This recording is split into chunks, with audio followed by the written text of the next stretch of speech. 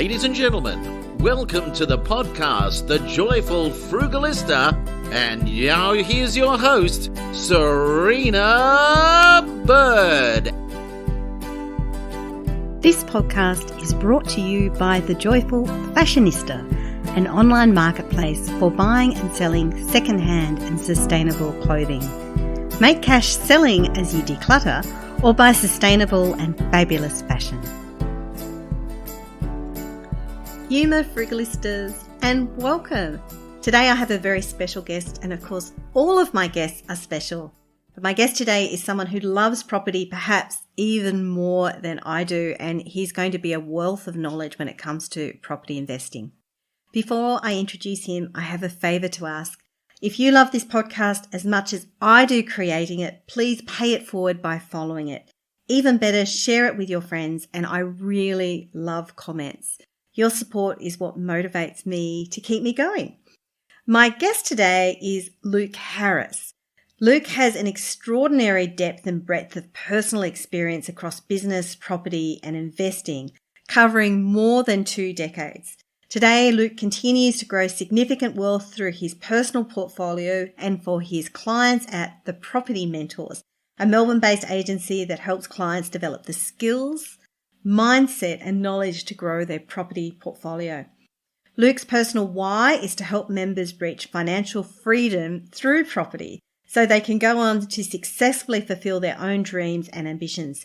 He is the author of Let's Get Real and Property Fit, and much of today's discussion is going to focus on property fit. Welcome, Luke. How are you today? Very good, thank you. How are you? Very well, thank you. So the big question, how did you get into property and why property? Wow, there's a short answer and a long answer, I guess, to that one. I'll give you something in the middle. How I got into property and why, I guess when I was very young age, I saw some really nice homes around where I lived. And I thought, I want to live in one of those one day. I lived near the beach in Perth where I grew up, and a lot of beachfront houses had beautiful sunsets and things like that. And I thought, I've got to live in one of those one day. And we weren't far from the beach, but I wanted to be right on the beach. And so I figured, well, I need to be in property somehow. But as a teenager, I didn't really know what I wanted to do with my life. So I really finished school and started work 16 and got a job in electronic security, running cables and things like that. And I kind of basically wanted to get an income so that I could go and buy a property, because I really wanted to get my teeth stuck into renovating something and improving it, because I was always fixing up mum and dad's house. Not always with their permission, mind you. And I thought it was slave labour, but it sounds like it was quite the reverse. No, it was the other way around. And they came home and I'm pulling up bathroom tiles and they're like, what are you doing? I'm renovating the bathroom. So I guess why I got into property was more about a default passion for property and gardening and just getting my hands dirty, really. But definitely inspired from a young age to be involved in and around buildings. Wow. So this love of property has started from an early age. Very early age, and I had no idea why property was a thing. Wasn't really chasing money. It was just, I just loved, fixing. I had gardens from age 10, I think. I had a veggie garden and, I was always out in the garden helping mum and dad mowing the lawns and things like that. So I was always very hands-on in the garden, but then obviously that moved inside when I started pulling the bathroom apart. So. Fabulous. And no regrets with your love of property? None at all. No, I love it. Well, I want to talk a little bit about what's happened in the property market in Australia in recent years, because it's really been quite phenomenal. And I know when I was reading your book, Property Fit, you were writing that book in 2020 during a very different time to what we see today. Yeah, absolutely. And the book was probably 3/4 done at the start of 2020. Half of it had to be torn out and rewritten during 2020, because obviously It was a very, very big shift and big change to not only the property market, but society in general. So a lot of what had been written, I'm glad we didn't publish it at the end of 2019 or the start of 2020, because it wouldn't have been relevant. So we did have to adjust quite a few things. Yes, quite an interesting change over the last couple of years for sure. Yeah, it was all doom and gloom during mid-2020, wasn't it? And people were really worried about their ability to retain people like renters and their ability to actually have people pay rent. And with good reason, when you look back at the Great Depression triggered by the 1929 stock market crash, You had a situation where you couldn't, as a landlord, get rent from a lot of your tenants because they just had no jobs. Well, that's it. A lot of commercial tenants are saying that at the moment in the capital cities, in particular in Melbourne, where the lockdowns were extended for so long. A lot of commercial landlords just have not got any tenants anymore. So it depends on how prepared people were for that. A lot of people weren't prepared and weren't able to survive through that. But definitely was a turbulent year, especially the first half where there was so much uncertainty. There was no vaccine. Yeah. And in particular in Victoria with the huge lockdowns that we had at the time, it was just a very uncertain period. And that's often a time where people will sit on the sidelines, but it's also a time where people can take advantage of that uncertainty. Yeah, exactly. And I remember I wrote a blog post for a blogger called Late Starter Fire. It was myself and another contributor to examine this question about whether property was a good fit for people who were starting to grow their wealth a little bit later in life. In her case, Late Starter Fire started, I think, around about age 47. And I love property. So I was like, well, there's things to, consider and things not to consider, but overall good. The other contributor was like, no, never. No, it's bad. Stay away from it. And I've asked her, does she regret putting that piece out? And no, and I'm raising this because a lot of people in the financial independence retire early space have traditionally said no to property and yes to, say, shares like ETFs, and that anything to do with debt gets them quite scary. So what's your view on all of this? Well, I guess my view, there's always an investment for everybody. So I'm not here to convince everybody that property is the best investment or ETFs are bad or anything other than that. Essentially, my view with property is that it's not only an investment, but it's also a roof over people's heads. So it goes back to basics: food, clothing, and shelter. They're the three things that all human beings need. And of course, the shelter component of that allows us to borrow. And you've got to think, when you go and buy a property, most of the time people aren't putting 100% of their money in. So you might put 10 or 20% of the money in. The banks are actually putting in 80%. So the banks are the ones investing. You're just tagging along.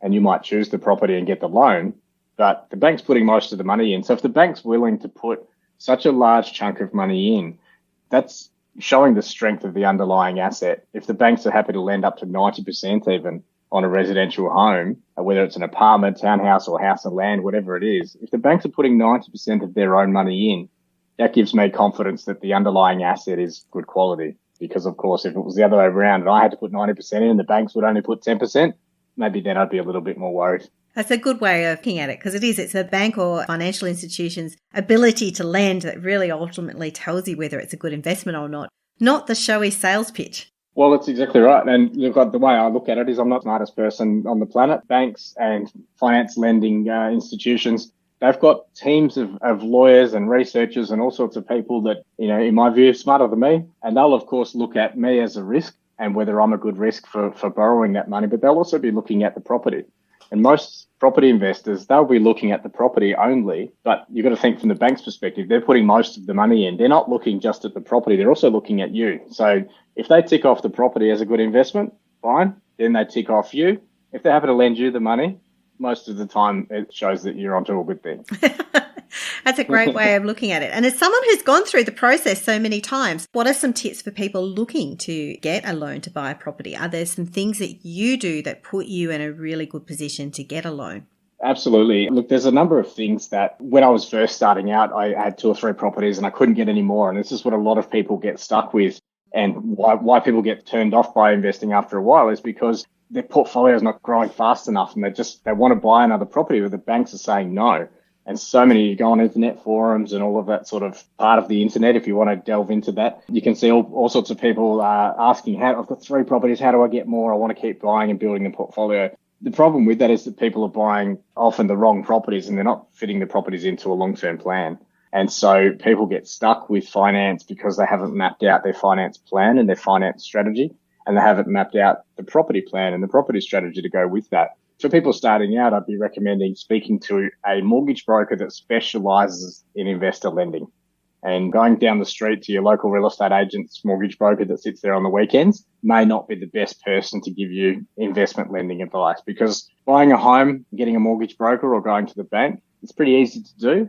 But if you want to build a property portfolio, you're going to need a broker that specializes in investor lending, because it's quite a niche part of the mortgage lending space. And to build a property portfolio, you're going to need to make sure the properties you fit into that portfolio complement each other from a financial perspective and allow you to continue building that portfolio. That's great advice. So it's not just buying one, you're thinking about the whole empire as it builds. Well, that's it. And look, a lot of people don't need an empire. Some people, we've got some of our members that are on $60,000 a year. They've got their third property now, and they might only need to buy one more property until they've got a position where they can plan on replacing their income. So it's not, for me, it's an empire, I guess you could probably say. For some people, they don't need that. I guess it's about individualizing your plan and working backwards from that end plan. Even if you don't think you're ready to invest right now, having that conversation with the broker nice and early means that at least you know what steps you need to put in place. Get your ducks lined up is what I say. Yeah, that's so important, having a conversation early, especially for people who are first home buyers. The amount of times they're like, we've decided to buy a house. And I'm looking at that. I'm like, you've just come back from holidays. You've just bought a new car. Like, at what point were you planning for this significant new purchase? Yep, often on a open for inspection on the weekend, and they've signed a contract because the salesperson said that they can get finance for them. It happens more often than you would think. I've had friends that have come to me after being out for the weekend saying, we bought a house on the weekend. I said, have you spoken to a mortgage broker yet? Oh, no, we're doing that tomorrow.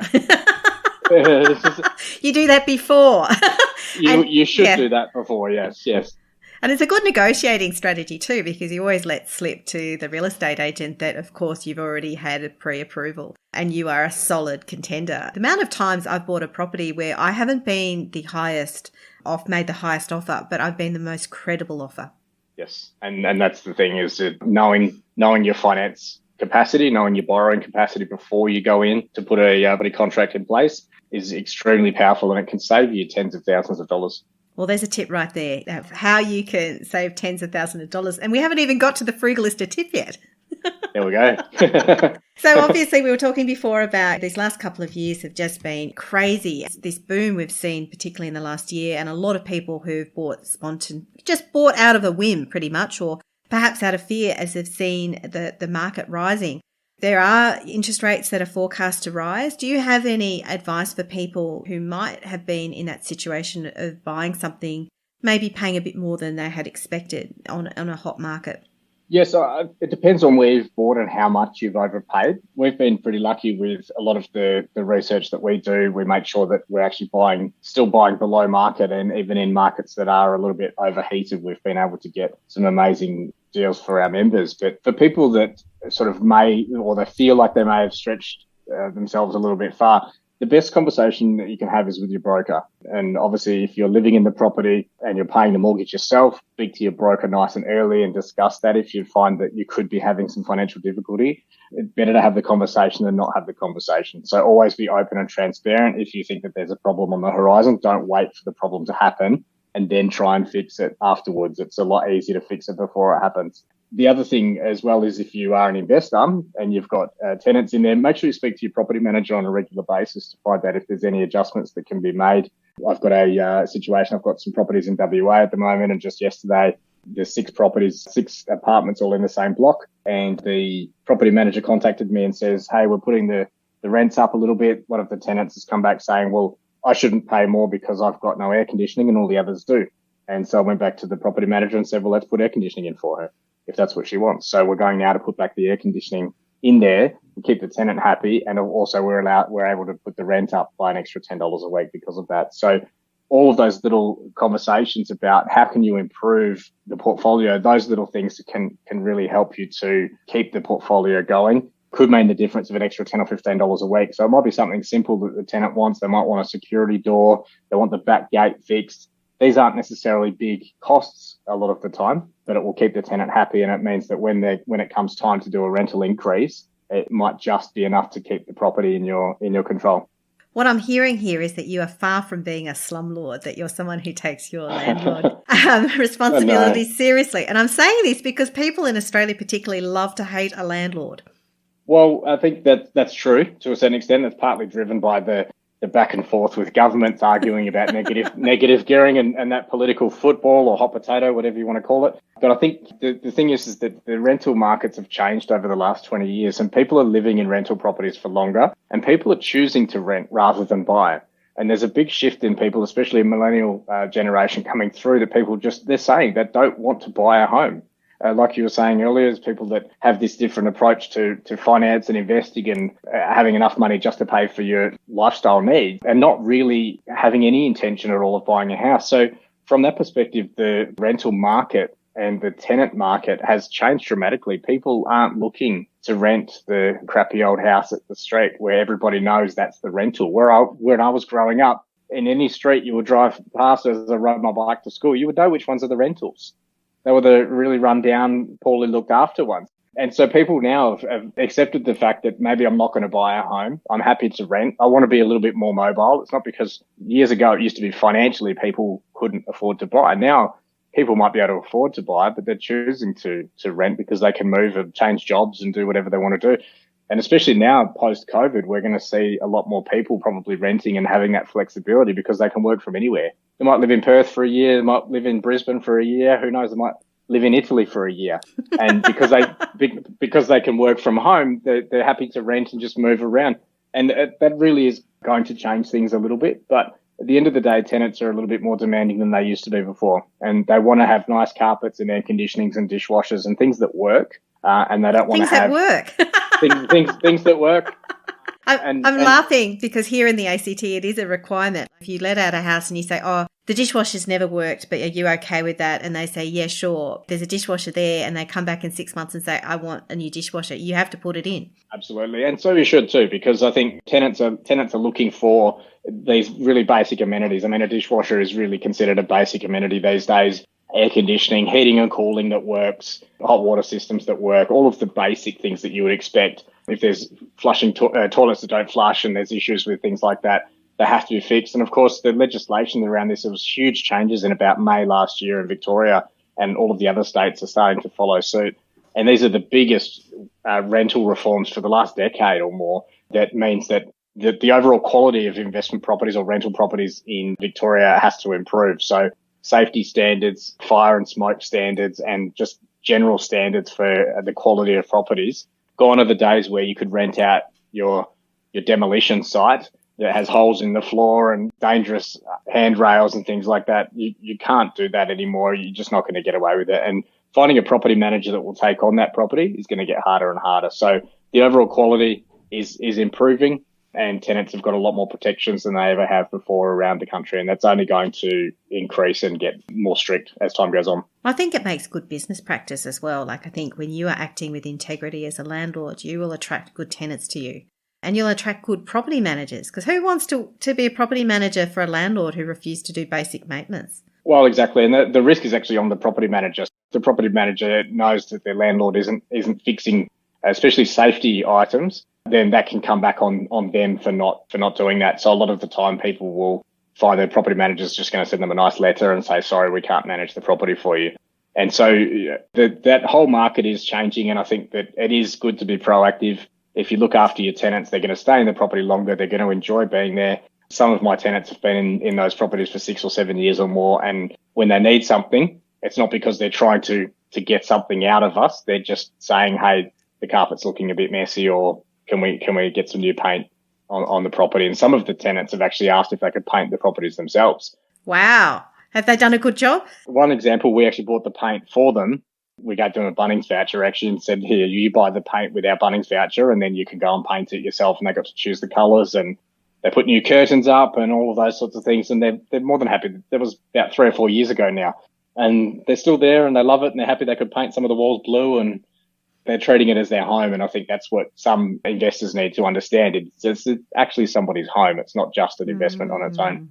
That's a really good point. It is actually someone's home. There's real people who live in that property. That's it. It's easy to look at the numbers, and as investors, we should just look at the numbers. But of course, there is that human element that you have to be aware of, and you have to be able to manage the relationships both with your tenant and your property manager. Exactly. These are all important. I want to go back to the elephant in the room that you mentioned before, and that is negative gearing.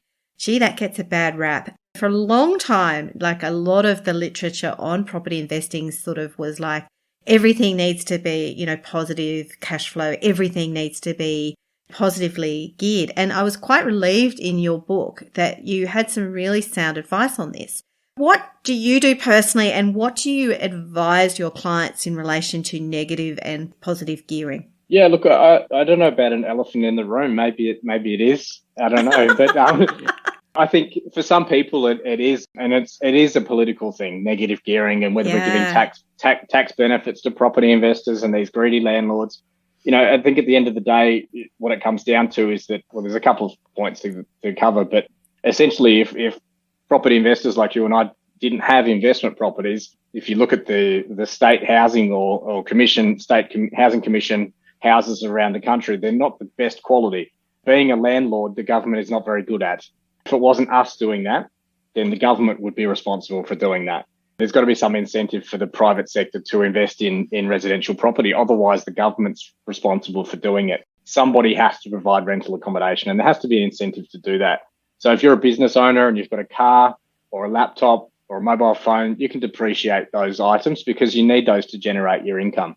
The same way with negative gearing, an investor has mortgage expenses, they've got interest costs, and of course they've got rates and insurance, repairs and maintenance, and all of the things that go with that. And of course then purchasing the property itself. And these are all expenses the same way a business owner has expenses as well. So it's not fair to sort of suggest that a business owner can claim all of the expenses they need to generate their income, but a property investor can't claim the expenses that they need to generate their income as well. And so really that's a government argument that's going to continue until the world ends one day.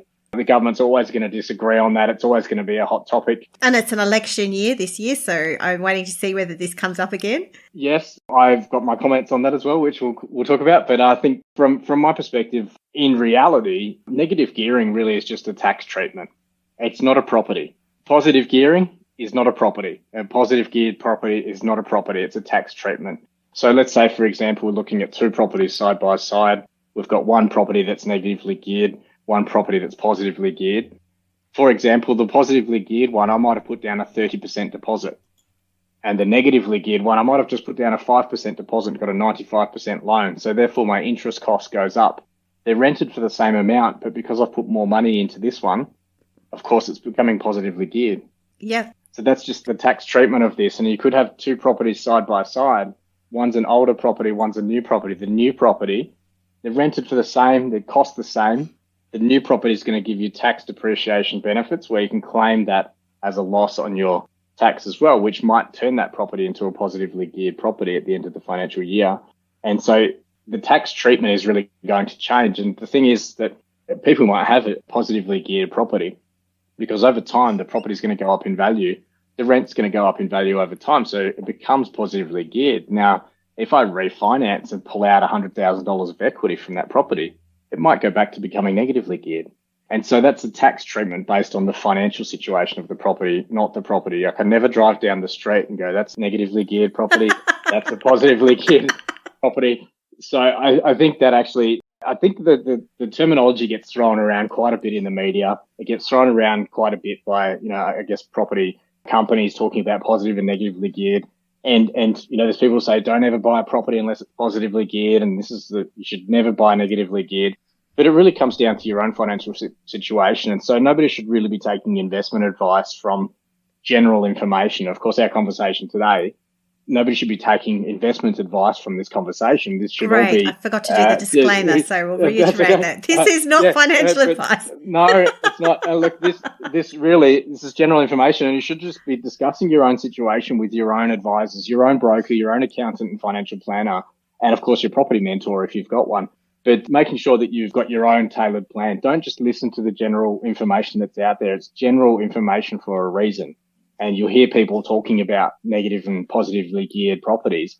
Until you know how those properties affect your own personal situation, then you shouldn't be making any decisions on that. I think these are really important things to discuss. And my own experience is, yes, it's very easy to have a negatively geared property.